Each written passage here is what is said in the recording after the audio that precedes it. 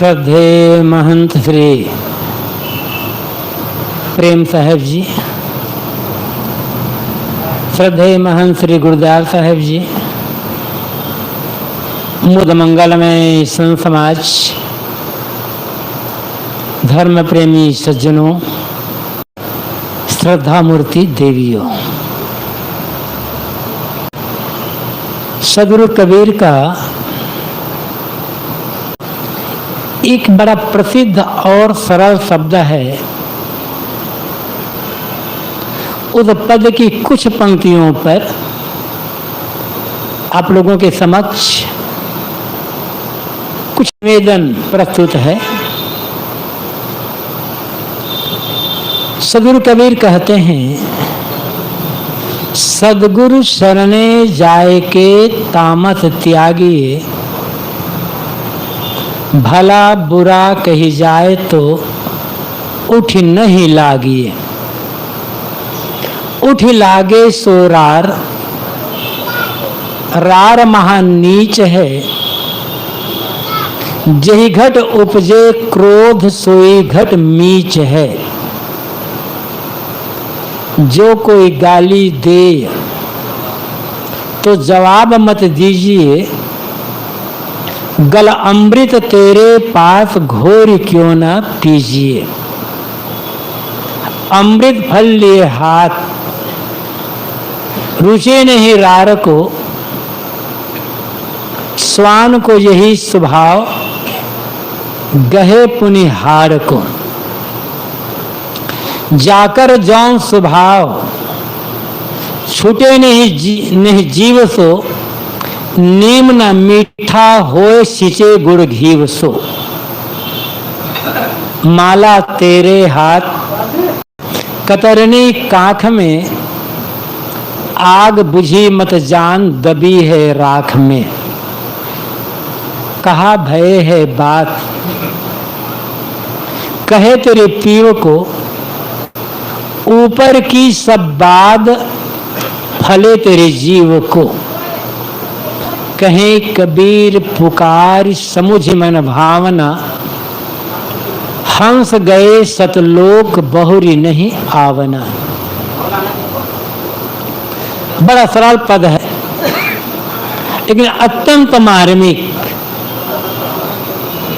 एक पंक्ति के भाव को हम हृदयंगम कर सकें तो एक पंक्ति का भाव ही हमारे कल्याण के लिए पर्याप्त है। सदगुरु कहते हैं, सदगुरु शरणे जाए के तामस त्यागिए।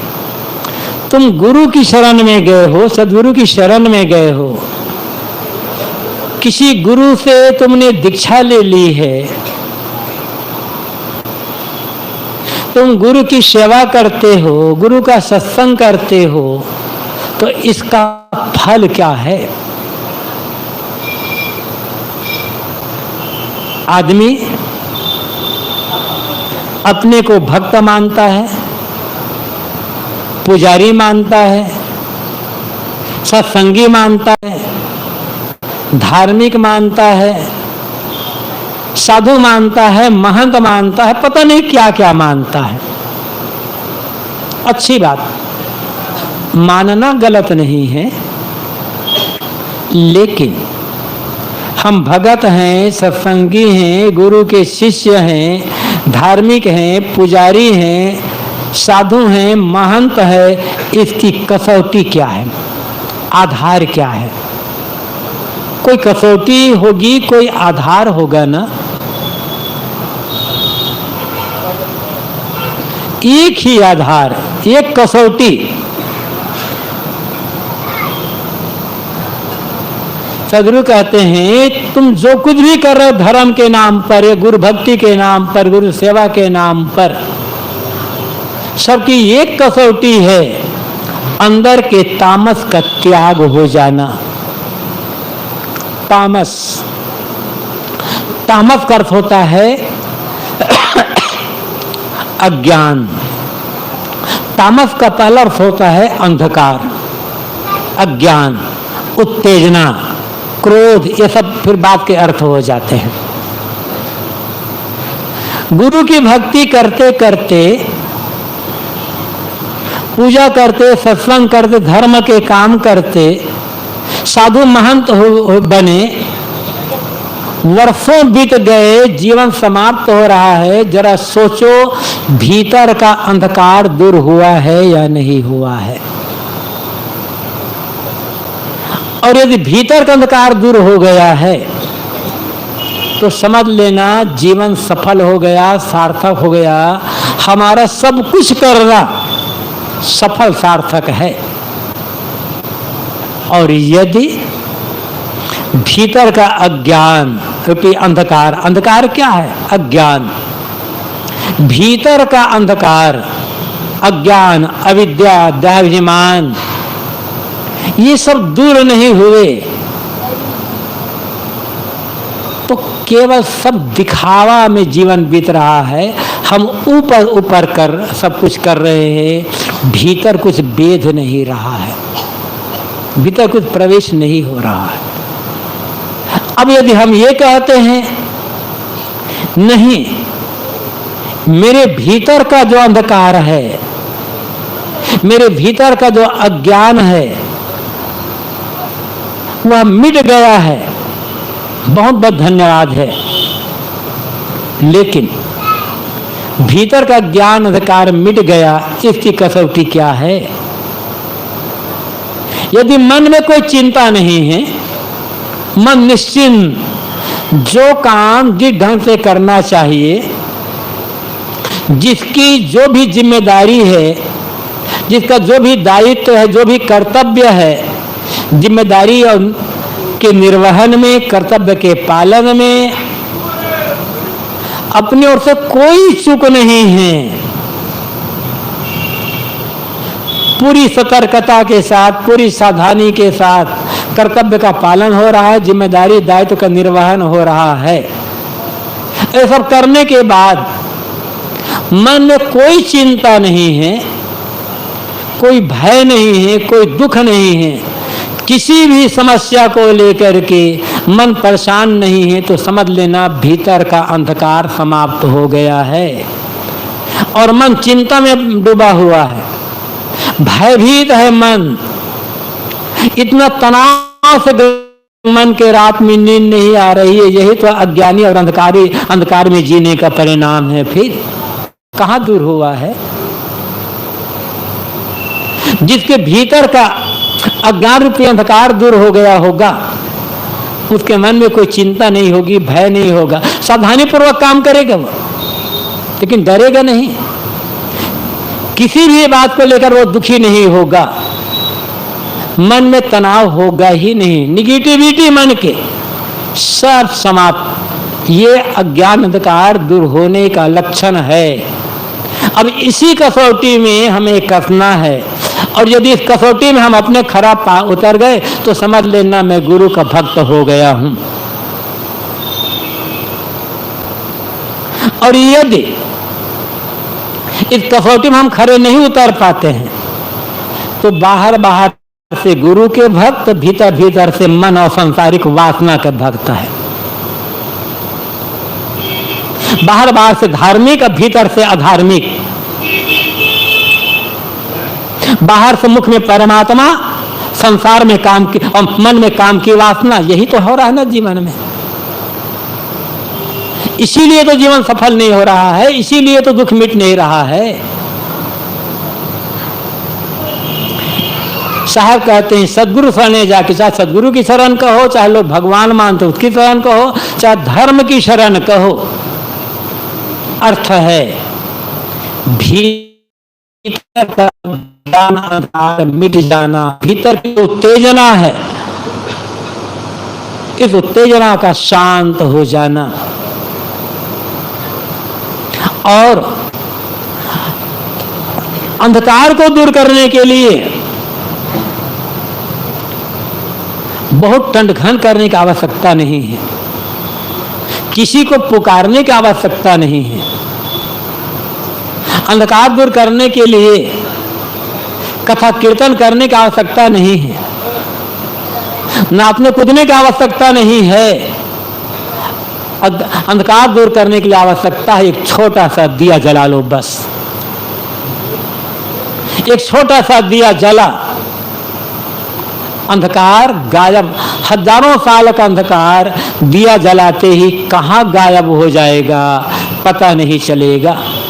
इसी प्रकार भीतर का अंधकार तब दूर होगा जब भीतर अंतःकरण में ज्ञान का दिया जलेगा, विवेक का, धर्म का दिया जलेगा। हम बाहर दिया जलाना जानते हैं, भीतर दिया जलाना चाहिए, ये सोच, यह ख्याल कभी मन में आया ही नहीं। आप मंदिर में दिया जलाते हो, सुबह शाम दिया जला रहे हो, घर में मंदिर बना लिए हो, दिया जला रहे हो, परंपरा है, एक भावना है। कभी सोचते हो? बस देखा देखी जलाते जा रहे हैं, जलाते जा रहे हैं, जलाते जा रहे हैं। कोई बात नहीं, जलाते हो जलाओ,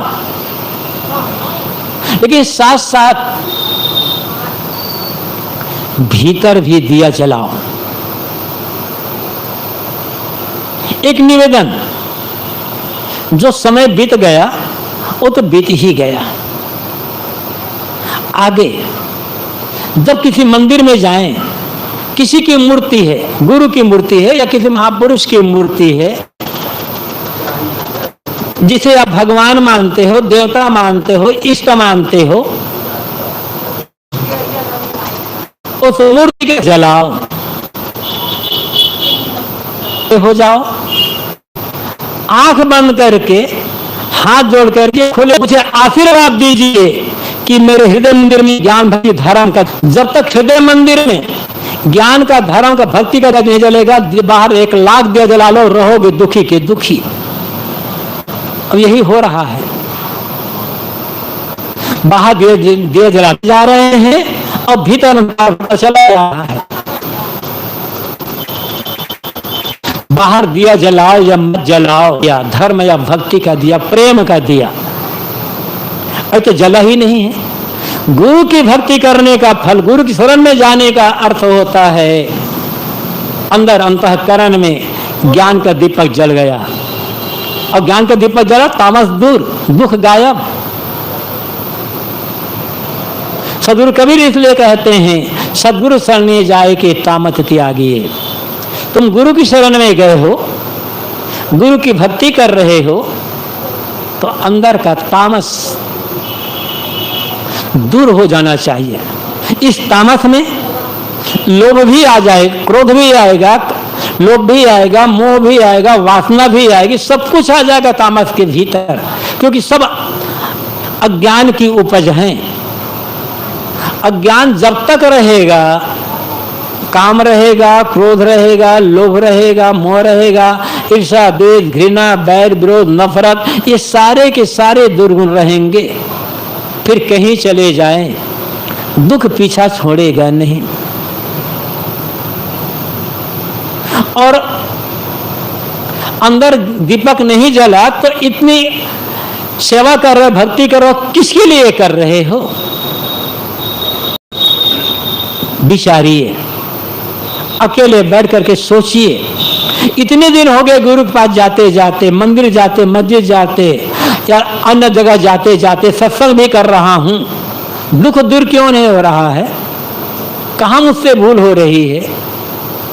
वही चिंता, वही शोक, वही लोभ मोह, कहीं ना कहीं तो भूल हो रही है ना। अब भूल बाहर हो रही है, भूल भीतर हो रही है। उसी भूल को मिटाने की आवश्यकता है। सदगुरु कबीर कहते हैं, भूल मिटे गुरु मिले, पारखी पारख देहि लखाई। कहीं कबीर भूल की औसत पारख सबकी भाई। हमारी ये भूल मिटेगी कब? जब पारखी गुरु मिलेंगे तब। पारखी का मतलब विवेकी, जो किसी का पक्षपात नहीं करता, जो सब प्रकार से न्यूट्रल, निष्पक्ष हो जाता है, तटस्थ, और जहां गलत देखता है उसको छोड़ देता है, और जहां अच्छा लगता है उसको पकड़ लेता है। हमारी परंपरा है कि दूसरे की परंपरा है, इससे कोई मतलब नहीं है। यदि हमें लगता है कि हमारी परंपरा में अमुक क्रियाकलाप, अमुक कर्मकांड, अमुक प्रकार से गलत है, तो उसको छोड़ने की हिम्मत रखनी होगी। जो भी आगे बढ़ा है परंपरा की गलत बातों को छोड़ करके ही आगे बढ़ा है। परंपरा की सारी बातों को हम छोड़ भी नहीं सकते, सारी बातों को पकड़ भी नहीं सकते। परंपरा को पूरा का पूरा छोड़ा नहीं जा सकता, अब पूरा का पूरा पकड़ा भी नहीं जा सकता। यदि सदगुरु कबीर परंपरा की पक्ष की परवाह किए होते तो कोई दुनिया जानती भी नहीं कि कबीर नाम का कोई संत हुआ है यहाँ काशी में। सारी परंपरा को छोड़ दिया साहब ने, एकदम न्यूट्रल, बिल्कुल निष्पक्ष, न राग न बैर, दोनों तरफ से। इल्ले साहब ने कहा, सब काहू का लीजिए साचा शब्द निहार, पक्षपात न कीजिए कहें कबीर विचार। निहार करके, खोज कर, छानबीन करके सब जगह से सार को ले लो, पक्षपात मत करो। जो कहीं पक्षपात नहीं करता वही पारखी है। तो भूल मिटे गुरु मिले पारखी, पारख दे लिखा कि पारखी गुरु ही पारख का भेद बताएंगे। और ये पारख सबके भूल रोग की दवा है। एक पारख आ जाए, एक विवेक आ जाए, सारी भूल खत्म। और सारी भूल खत्म, गुरु की भक्ति सार्थक हो गई, जीवन का बेड़ा पार हो गया। सदगुरु शरण जाए के तामस त्यागी साहब कहते हैं, तुम गुरु की शरण में गए हो, गुरु की भक्ति करते हो, तो जो तुम्हारे भीतर का तामस है, अज्ञान, अंधकार, उत्तेजना, लोभ, मोह आदि, ये सब उत्तेजना ही तो है। इन सब का त्याग कर दो। भला बुरा कही जाए तो उठ नहीं लागिए। कोई तुम्हें भला बुरा कह दे तो उठ करके लगो मत। ये साहब, यदि व्यक्तिगत शांति से जीना चाहते हो, साधना पथ में आगे बढ़ना चाहते हो ना, तो रास्ता यही है। दो क्षेत्र हैं, एक साधना का क्षेत्र और एक समाज का क्षेत्र।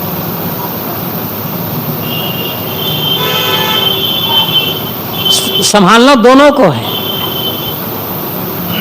साधना के नाम पर समाज की अवहेलना न होने पाए, समाज का तिरस्कार न होने पाए, सम विमुख न होने पाए। और समाज को संभालते संभालते यदि साधना चली गई तो फिर समाज का मतलब क्या हुआ? फिर दोनों को संभालना है और संभाला जा सकता है।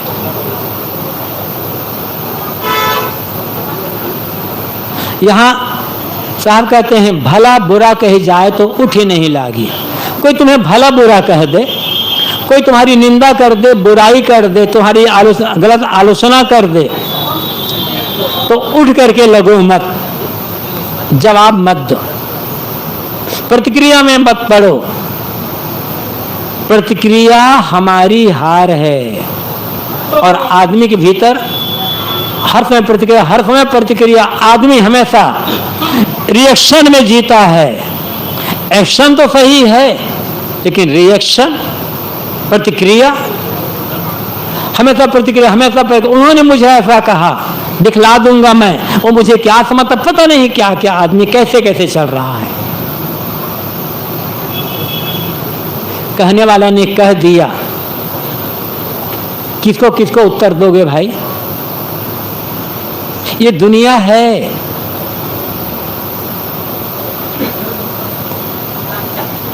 किस किस का मुंह बंद करोगे?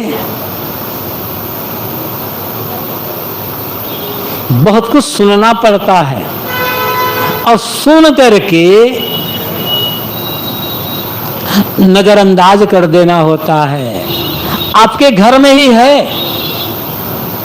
जिस घर को आप मानते हो, जिनको आप अपना परिवार मानते हो, परिवार सदस्य मानते हो, और जिनके लिए आप रात दिन खट रहे हो, सुबह से शाम तक दौड़ रहे हो, जिनकी सेवा की, जिनकी रक्षा के लिए, वही आपके विरोध में कह सकते हैं। पत्नी कह सकती है, पति कह सकता है, सास कह सकती है, बहू कह सकती है, माँ कह सकती है, पिता कह सकता है, बेटा कह सकता है, भाई कह सकता है।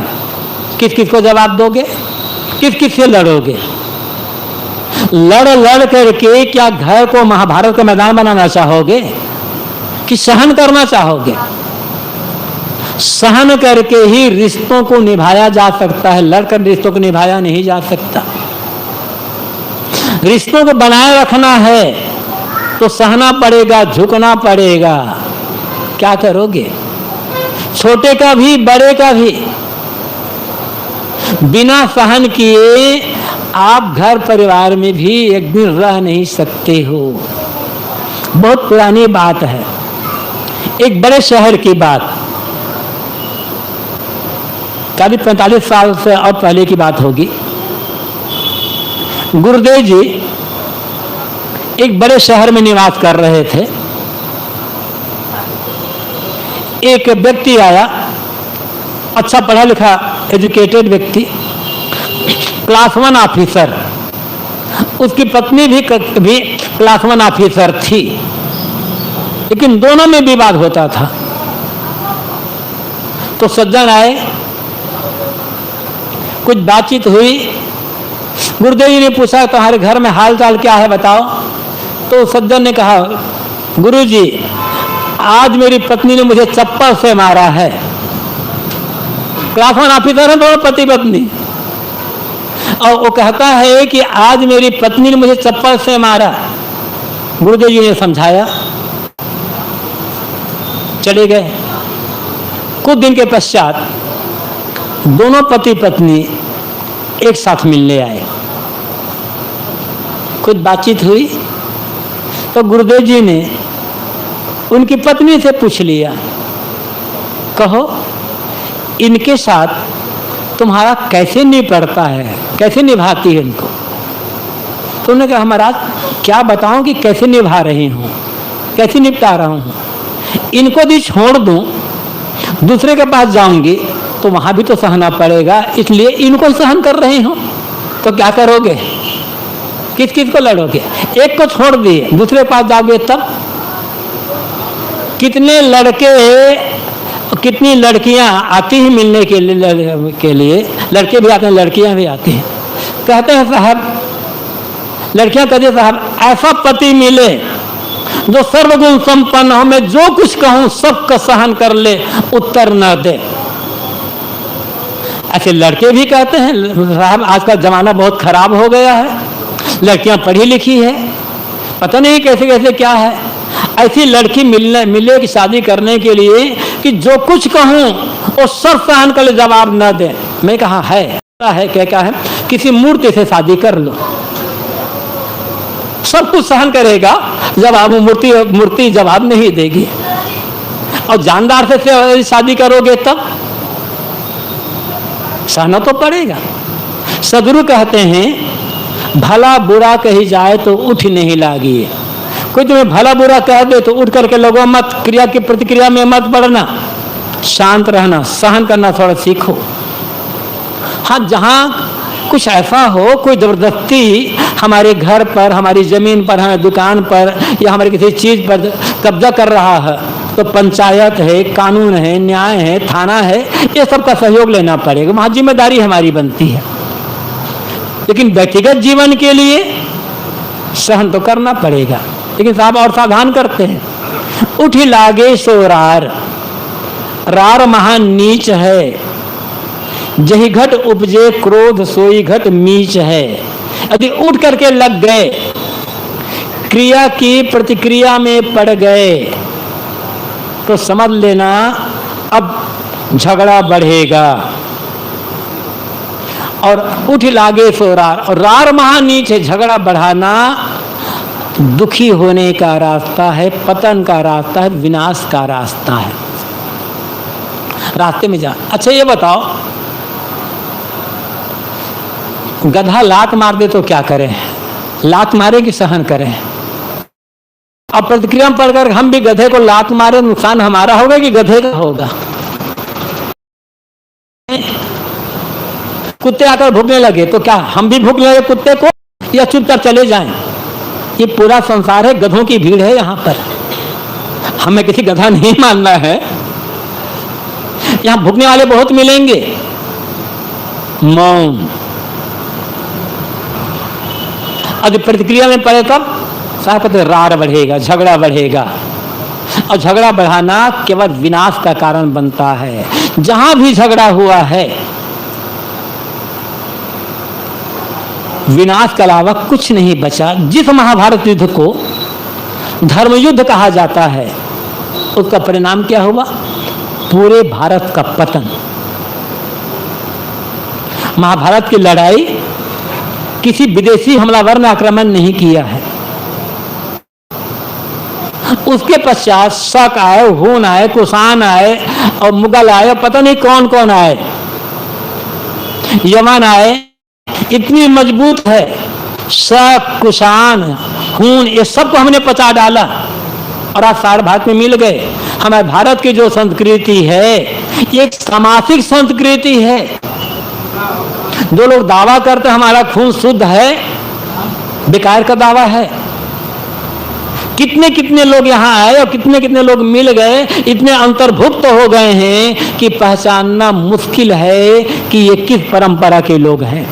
बात में ये कह रहा था, जिस महाभारत युद्ध को धर्म युद्ध कहा जाता है वह केवल विनाश का कारण बना है। और अब महाभारत पढ़ करके देख लीजिए, महाभारत का युद्ध समाप्त हो गया है। युधिष्ठिर का राजतिलक हो गया है।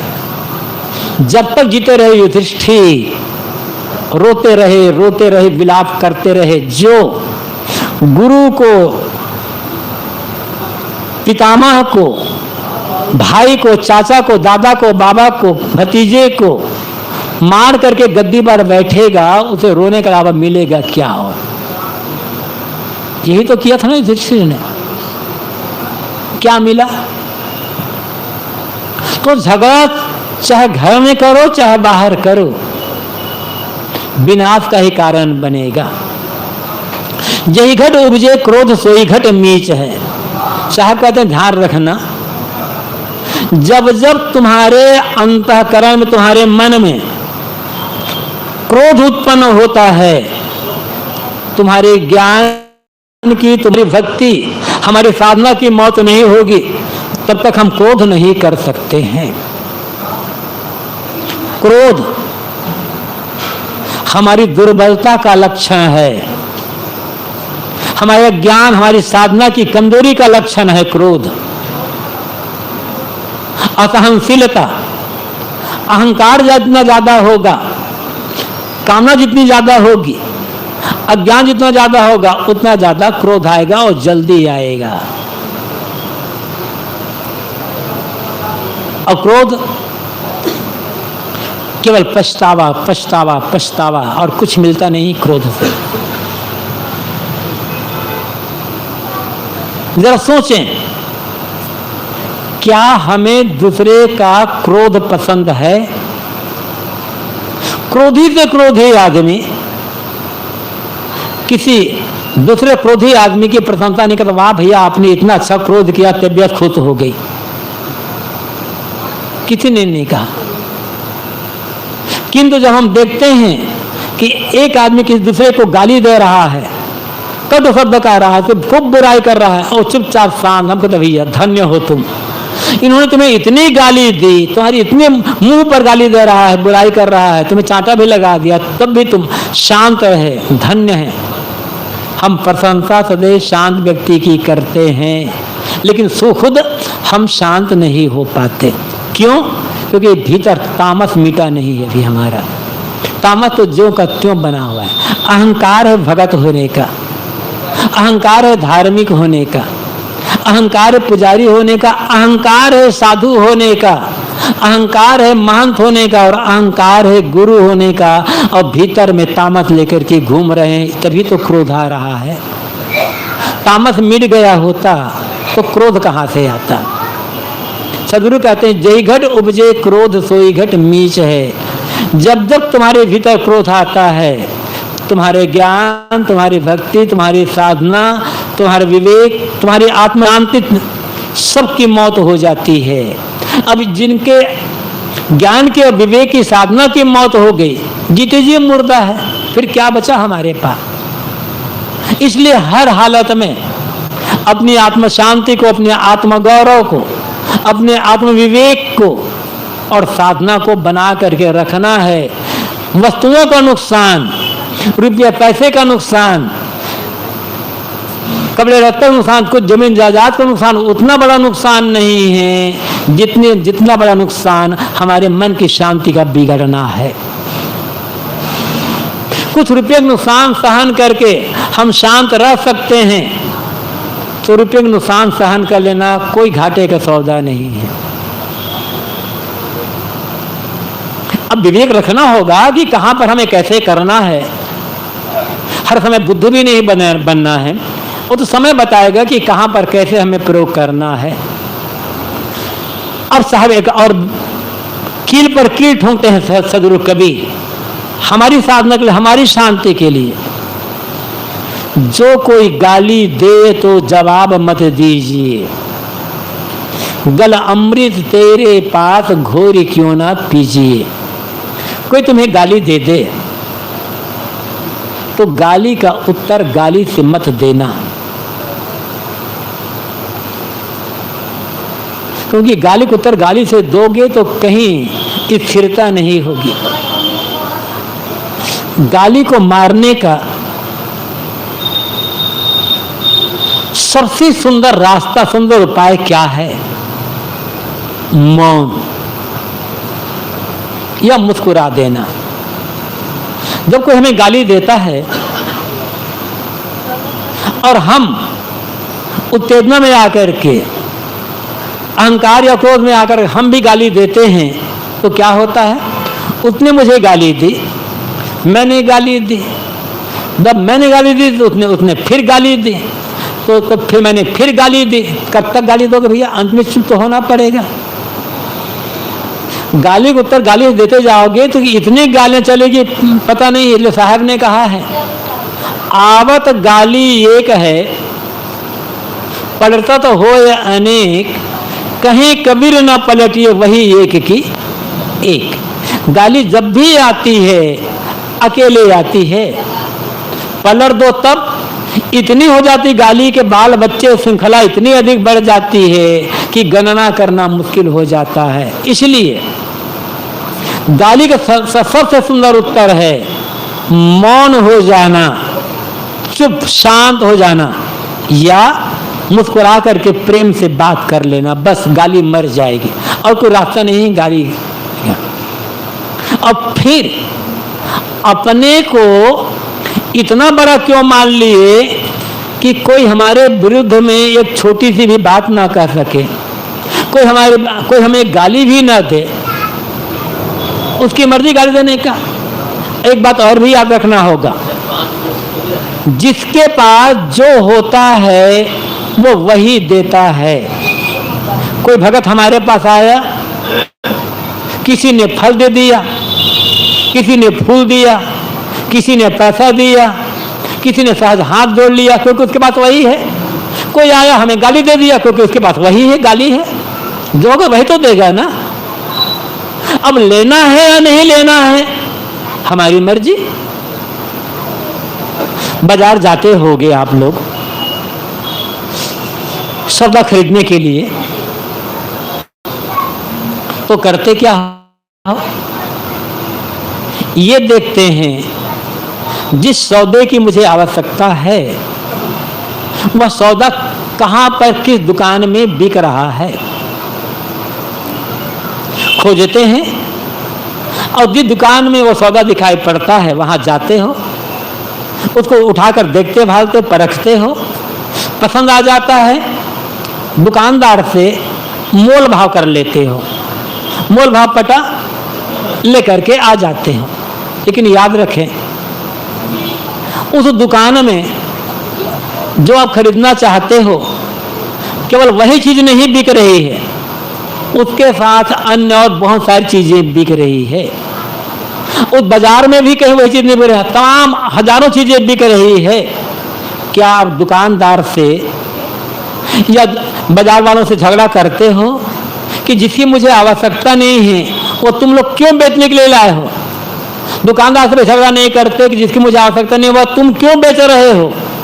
दुकानदार कहेगा भाई तुम्हें जो लेना है ले लो, मेरे पास जो है वो तो मैं बेच रहा हूं, तुम्हें आवश्यकता नहीं, किसी और की आवश्यकता है। समझ लो ये पूरी दुनिया आपके घर का पति हो, पत्नी हो, बेटा हो, पिता हो, पुत्र हो, भाई हो, सास हो, बहू हो, गुरु हो, शिष्य हो, गुरु भाई हो, पड़ोसी हो, ये पूरी दुनिया के लोग अपना अपना सौदा बेच रहे हैं। खरीदना क्या चाहते हो आप?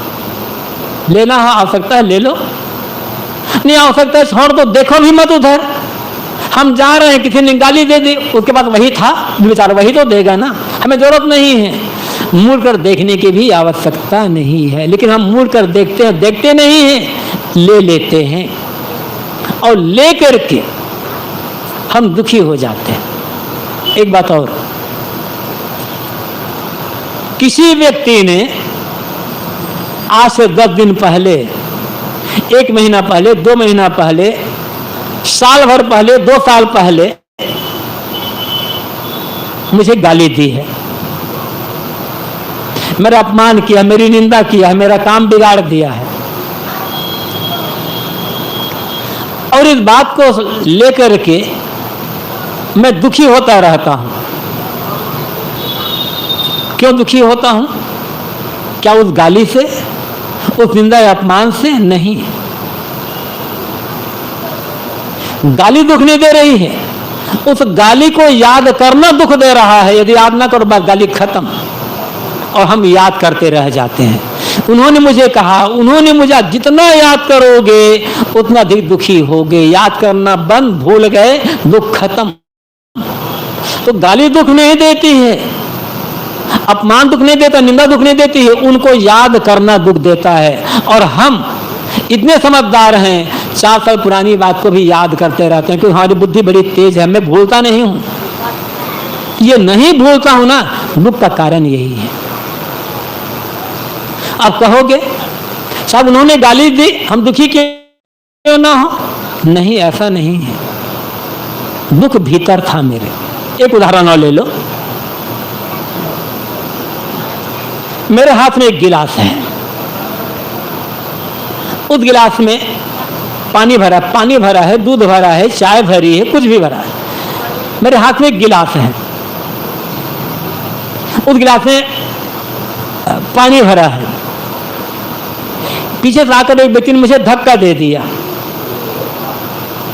गिलास का पानी गिर गया। अब प्रश्न यह है कि गिलास का पानी क्यों गिरा? आप कहोगे सीधा सा उत्तर है, इसमें पूछने क्या है? उन्होंने धक्का दिया इसलिए गिलास का पानी गिरा। आपका उत्तर बिल्कुल सही है, लेकिन पूरा सही नहीं है, अधूरा है। पूरा सही यह है कि पानी इसलिए गिरा क्योंकि गिलास में पानी भरा था। यदि मेरे हाथ में गिलास है, खाली है, अगर मैं धक्का देता है तो क्या गिरेगा? गिलास से तभी गिरेगा।